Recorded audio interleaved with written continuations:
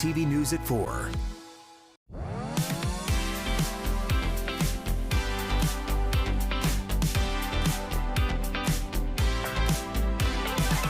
Planes, trains, and automobiles is not just a movie anymore. It's becoming real life for so many people. And we've asked my husband to stick around for this conversation. And that's because more people than ever before are traveling far distances to work every day. And I know we're not traveling that far, but No, we're not. But this is something called super commuting, which means traveling long distances to work, often by train or plane. Now, there are several reasons for this.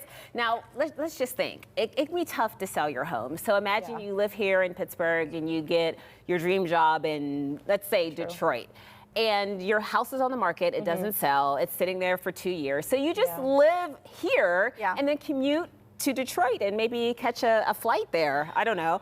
Some people, they just travel the distance because there's greater opportunity someplace else. Right. And maybe you just love living in Pittsburgh. I've done really long commutes before. Right, I've done an hour and a half from Katanning to Johnstown. Wow. And then I did from New Brighton to Steubenville starting off.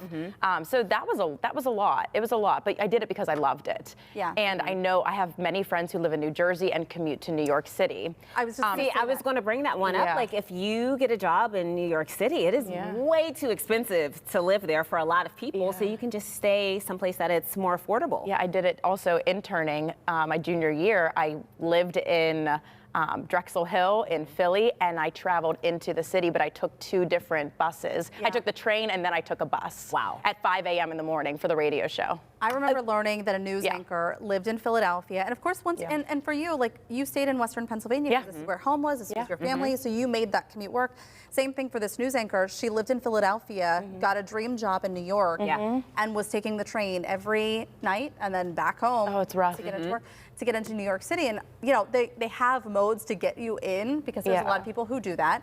But I don't know. Before kids, I was fine doing it. Right. Once you had kids, then it's rough. And even people are traveling, you know, to go to meetings and meet clients. Like, they travel for work and they just take a plane there for the day and come back. Yeah. My husband does that all the time. Really? And I'm like, how do you do that mentally? Like, I could not just take a plane and then hop right back on one and come back. Yeah, my uncle, who was a dentist, he lived in Philadelphia. They lived in Chestnut Hill, Philadelphia.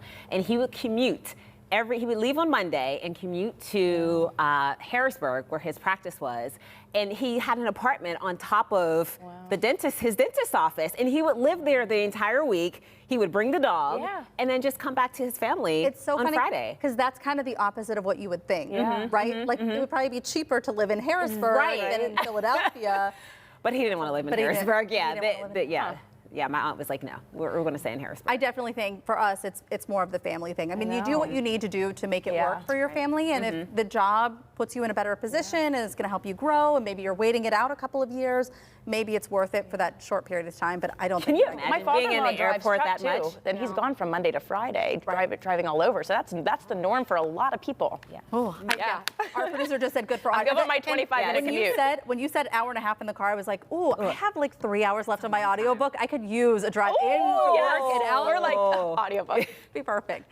Still to come on Talk Pittsburgh, you can find anything on Amazon these days, including a home delivered right to you. We're talking tiny homes and ADUs. We're going to find out what that is. Plus, are you dreaming big, or are you just downright delusional? Could being Delulu be the key to success?